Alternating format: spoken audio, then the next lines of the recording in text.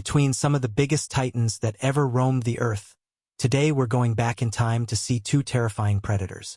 From the jungle marsh to the deep ocean, you can expect a Megalodon versus Titanoboa fight to be an epic brawl that will go down in history. How could this mega snake overpower the mega shark? What superpower would give the shark an advantage? And which animal would tower over the other? This is What If, and here's what would happen if a Megalodon fought a Titanoboa.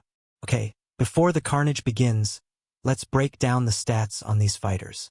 The Megalodon is one of the largest predators that ever lived. These sharks hunted in the oceans 20 million years ago but went extinct 3.6 million years ago. Growing to a length of 18 meters, these beasts measured 3 times longer than the largest great white shark ever recorded. And check out this massive jaw spanning 3 meters wide with 276 teeth inside. That jaw is strong enough to crush a car. But will this killer meet its match against the fearsome Titanoboa? In this corner lies a prehistoric snake that could haunt your dreams, the Titanoboa. This serpent lived during the Paleocene epoch, which ended 56 million years ago.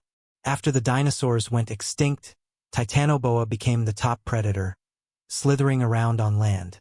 Measuring an average of 13 meters and weighing about 1.25 tons, this snake could roam unchallenged. It dominated its terrain. But a new challenger has entered. While this snake was known to devour giant turtles, fish, and reptiles, the Megalodon might just take a bite out of the Titanoboa. So, let's get down to the main event, the only reason you clicked play. This prehistoric grudge match has been millions of years in the making. But where could these giants duke it out? They both thrived in warmer climates, but the Megalodon lives in the ocean, and Titanoboa slides through the jungles. You'd have to lure the shark into mangroves or an estuary where the fresh water meets the sea. The Megalodon's amazing sense of smell might detect the giant snake first, or it could use its incredible superpower.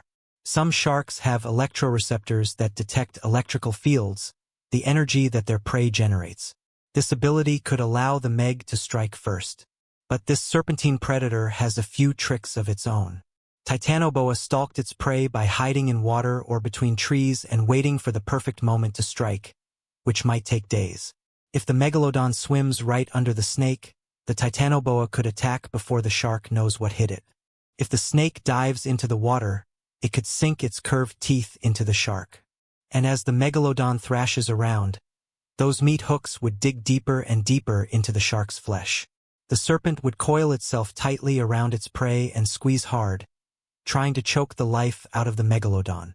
With over 276 kilopascals of pressure, the Titanoboa could really put the squeeze on the Megalodon. But sharks don't have lungs, they have gills that absorb oxygen from the water. And while that massive snake's jaw opens 1.8 meters wide, it's not enough to swallow this aquatic beast whole. Titanoboa needs to crush the Megalodon and collapse its organs or block its gill openings. If the snake can drag the shark into shallow water, this fight is over. But in deeper waters, the Megalodon could use a high-speed assault and attack from underneath. The furious shark would use its jaws of death to maim and disable the snake, violently shaking Titanoboa's body. In moments, those razor-sharp teeth would split the snake in two. The battle between these two titans would depend on which contender finds its opponent first. It would be a test of patience and savage strength between giants who are anything but sluggish or slow. But since these monsters didn't live at the same time, we'll never know for sure how this match would have gone down. But what if you witnessed a fight between a Megalodon and its ancient rival, the Leviathan whale?